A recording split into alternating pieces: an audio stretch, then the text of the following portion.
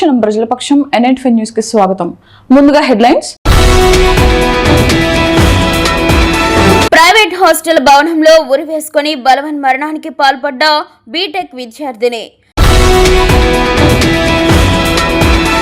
Thamballapalle ZP హైస్కూల్లో 10వ తరగతి విద్యార్థులకు పరీక్షల కిట్లు పంపిణీ చేసిన హెల్పింగ్ మైండ్స్. అనుమతులు లేని అక్రమ లేఅవుట్లో ఏర్పాటు చేసిన హెచ్చరిక బోర్డులను తొలగించిన గుర్తు తెలియని వ్యక్తులు. మదనపల్లి శ్రీకృష్ణుని ఆలయంలో భారీ చోరీ. డోర్లు పగలగొట్టి విలువైన బంగారు వెండి నగలతో పాటు నగదును దోచుకెళ్లిన దొంగలు. ఇక డీటెయిల్స్ చూస్తే ఆలయంలోని ప్రధాన ద్వారాలను పగలగొట్టి అమ్మవారి తాలిబొట్టు హుండీలను పెకిలించి ఆలయం బయటకు తీసుకువెళ్లి నగదును చోరీ చేశారు. విషయం తెలుసుకున్న 2వ పట్టణ సిఐ మహమ్మద్ రఫీ సిబ్బందితో కలిసి ఆలయాన్ని పరిశీలించి కేసు నమోదు చేసి విచారణ చేపట్టారు. రాయలసీమలోనే అతిపెద్ద టెంపుల్ అయినటువంటి మన గోవర్ధనగిరి శ్రీకృష్ణ ఆలయము మన ప్రాంతంలో ఎంతో పేరుగాంచిన ఆలయంగా గుర్తింపు పొందింది. ఈరోజు రాత్రి మన ఆలయంలో అతి భారీ దొంగలు పడి మన ఆలయాన్ని చోరీ చేయడం జరిగింది. ఈ యొక్క చోరీలో సుమారుగా మన ఆలయానికి దాదాపు 25 నుండి 30 లక్షల వస్తువుల దాకా తీసుకెళ్లారు. మొత్తం అంతా బీగాలు కోసేసి డోర్లు పెరికేసి చాలా గందరగోళం సృష్టించి స్వామివారి నగల కాటి నుండి అమ్మవారి తాలిబొట్లు కాటినింటి గర్భగుళ్ళు అమ్మవారి తాలిబొట్లు కాటినింటి అన్నీ అపహరించడం జరిగింది. ఈ ప్లాన్ని మొత్తము అంతా ఒక ముఠా ఒక 5-6 మంది వరకు ఉండొచ్చు అనేసి మా అంచనా. ఇది చాలా ప్లాన్గా చేసి అమ్మవారి మెడలో ఉన్న బంగారు హారాలు కూడా తీసుకొని వెళ్ళినారు. వెండి కవచాలు, శంకు చక్రాలు అన్నీ తీసుకొని వెళ్ళారు. ఇలాంటి పరిస్థితి వస్తుందని ఊహించలేదు. ఇలాంటి దొంగతనాలు కూడా మరీ దేవుళ్ళ మీద కూడా పడ్డం ఇది చాలా. మదనపల్లి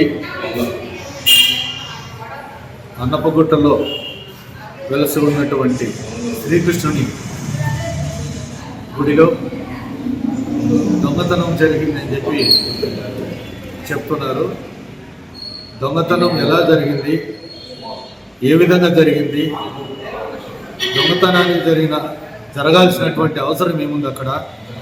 అక్కడ సీసీ కెమెరాలు ఉండి 3 గేట్లు ఉండి. తిరుపతిలో విషాదం. బీటెక్ విద్యార్థిని ఆత్మహత్య. ఎంఈయూలో బీటెక్ ఫైనల్ ఇయర్ చదువుతున్న బోనా ప్రైవేట్ హాస్టల్లో ఫ్యాన్ కు ఉరివేసుకుని విద్యార్థిని బలవన్ మరణం. సాయి తేజ ప్రైవేట్ లేడీస్ హాస్టల్లో చోటు చేసుకున్న ఘటన గమనించిన నారావారిపల్లి ఆసుపత్రికి తరలించిన సిబ్బంది. అప్పటికే బోనా మృతి చెందినట్లు నిర్ధారించిన వైద్యులు ఆత్మహత్యకు గల కారణాలపై ఆరా తీస్తున్న పోలీసులు కేసు నమోదు చేసి దర్యాప్తు చేస్తున్న పోలీసులు. స్వయంభూ శ్రీ వరసిద్ధ వినాయక స్వామివారి దేవస్థానం కాణిపాకంలో నిర్వహించిన హుండీ లెక్కింపులో 18 రోజుల వ్యవధిలో మొత్తం 1,10,10,749 రూపాయల ఆదాయం వచ్చినట్లు దేవస్థానం అధికారులు తెలిపారు. హుండీ లెక్కింపులో భక్తులు సమర్పించిన బంగారం 88 గ్రాములు, వెండి 1 కిలో 189 గ్రాములు లభించాయి. అలాగే గో సంరక్షణ హుండీ ద్వారా 12,832 రూపాయలు మరియు నిత్య అన్నదానం హుండీ ద్వారా 87,000 రూపాయల 484 రూపాయలు ఆదాయం నమోదైంది.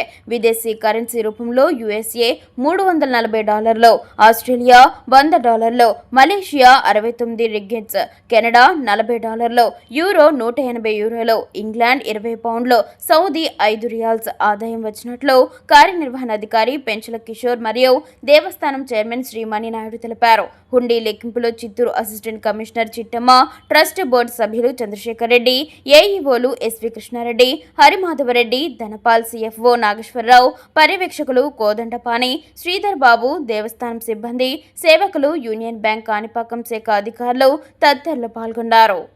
మదనపల్లి గ్రామీణ మండలంలోని పలు లేఅవుట్లు ప్రభుత్వ అధికారుల అనుమతులు లేకుండా అక్రమంగా అమ్ముతున్న లేఅవుట్లలో కొనడం, అమ్మడం నిషేధమని పంచాయతీల సెక్రటరీలు ఏర్పాటు చేసిన సూచిక బోర్డులను కొంతమంది గుర్తు తెలియని వ్యక్తులు తొలగించినట్లు సెక్రటరీ రవి పవన్లు తెలిపారు. కోళ్లబైలు 2 పంచాయతీలో 2 సర్వే నెంబర్లు అక్రమంగా నియమించిన లేఅవుట్లలో ప్రభుత్వ అధికారులు హెచ్చరిక బోర్డులు ఏర్పాటు చేయడంతో ఆదివారం రాత్రి కొంతమంది గుర్తు తెలియని వ్యక్తులు తొలగించడంతో దీనిపై సెక్రటరీలు స్పందించి ఉన్నతాధికారుల దృష్టికి తీసుకువెళ్లి బోర్డులు తొలగించిన వ్యక్తులపై కఠిన చర్యలు తీసుకోవడం జరుగుతుందని హెచ్చరించారు.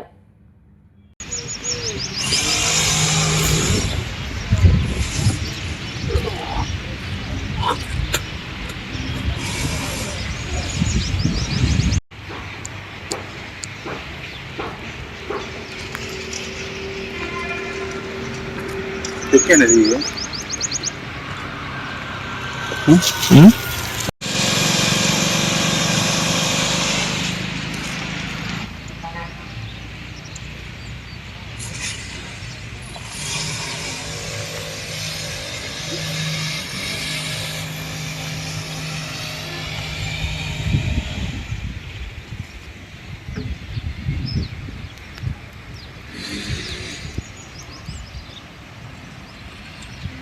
క్రమశిక్షణ విజయానికి తొలిమెట్టుగా ప్రతి విద్యార్థి ముందుకు కదలాలి.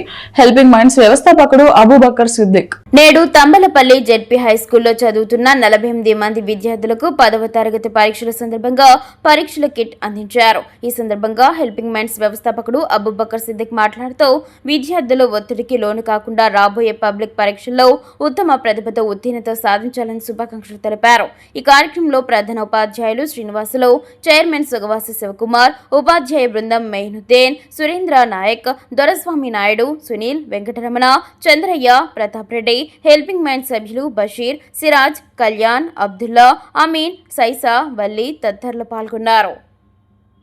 మదనపల్లి సమీపంలోని మిట్స్ డీమ్ టు బి యూనివర్సిటీ నందు కంప్యూటర్ సైన్స్ అండ్ ఇంజనీరింగ్ విభాగం వారు ఏఐసిటిఈ న్యూఢిల్లీ వారి సహకారంతో విద్యార్థుల కోసం ఎక్స్పర్ట్ సిస్టమ్స్ ఇన్ ఇంజనీరింగ్ అనే అంశంపై ప్రత్యేక అతిథి ఉపన్యాస కార్యక్రమాన్ని నిర్వహించారు. ఈ కార్యక్రమానికి ముఖ్య అతిథిగా హైదరాబాద్ కు చెందిన డిఆర్డీఓ మాజీ శాస్త్రవేత్త మరియు డిఫెన్స్ రంగంలో మెటలర్జీ మరియు ఆధునిక లోహ సాంకేతికతల అభివృద్ధిలో కృషి చేసిన డాక్టర్ ఏ వేణుగోపాలరావు పాల్గొన్నారు. ఈ కార్యక్రమంలో ఆయన మాట్లాడుతూ ఎక్స్పర్ట్ సిస్టమ్స్ అనేవి మనుషుల అనుభవం మరియు జ్ఞానాన్ని కంప్యూటర్లో నిల్వ చేసి సమస్యలను పరిష్కరించే విధానమని అన్నారు. ఇంజనీరింగ్ లో వచ్చే క్లిష్టమైన సమస్యలు, నియమాలు మరియు ప్రత్యేక రంగానికి సంబంధించిన జ్ఞానం ద్వారా ఎలా పరిష్కరించుకోవచ్చో ఉదాహరణలతో విద్యార్థులకు వివరించారు. డిఫెన్స్ రంగంలో చేసిన పరిశోధనల ఆధారంగా ముఖ్యమైన యంత్రాలు సరిగ్గా పనిచేయడంలో, లోపాలను ముందుగా గుర్తించడంలో మరియు సరైన నిర్ణయాలు తీసుకోవడంలో ఈ సిస్టమ్స్ ఉపయోగాన్ని తెలిపారు. బ్లాక్ బాక్స్ ఏఐ మోడళ్లతో పోలిస్తే ఎక్స్పర్ట్ సిస్టమ్స్ నిర్ణయాలు ఎలా తీసుకుంటాయో స్పష్టంగా అర్థమవుతుందని తెలిపారు. భవిష్యత్తులో తెలివైన నిర్ణయ వ్యవస్థలకు మంచి అవకాశాలు ఉన్నాయని, దేశ సాంకేతిక అభివృద్ధిలో ఇవి ముఖ్య పాత్ర పోషిస్తాయని ఆయన అన్నారు. ఎక్స్పర్ట్ సిస్టమ్స్ మరియు కృత్రిమ మేధస్సులో నైపుణ్యం కలిగిన ఇంజనీరింగ్ విద్యార్థులకు విస్తృతమైన ఉద్యోగ అవకాశాలు ఉన్నాయని అన్నారు. భారత అంతరిక్ష పరిశోధన సంస్థలైన డిఆర్డీఓ, ఇస్రో వంటి సంస్థల్లో data scientist, system analyst, robotics engineering, automation engineer వంటి అవకాశాలతో పాటు quality control, decision support systems అభివృద్ధి వంటి రంగాల్లో నైపుణ్యం సాధించడం ద్వారా విద్యార్థుల ఉన్నత వేతనాలు, అంతర్జాతీయ అవకాశాలు మరియు పరిశోధన రంగాల్లో మెరుగైన భవిష్యత్తును నిర్మించుకోగలరు అని అన్నారు. ఈ కార్యక్రమంలో ప్రిన్సిపల్ డాక్టర్ పి రామనాథన్, విభాగాధిపతి doctor S Padma, coordinator Tarakeswararaju, కోఆర్డినేటర్లు జి నితేన్, సుభాష్ దాస్ మరియు విద్యార్థులు పాల్గొన్నారు. అనుక్షణం ప్రజల పక్షం 95 న్యూస్ ఇంతటితో సమాప్తం. తిరిగి రేపటి బులెటిన్ లో మళ్ళీ కలుద్దాం. అంతవరకు సెలవు. నమస్కారం.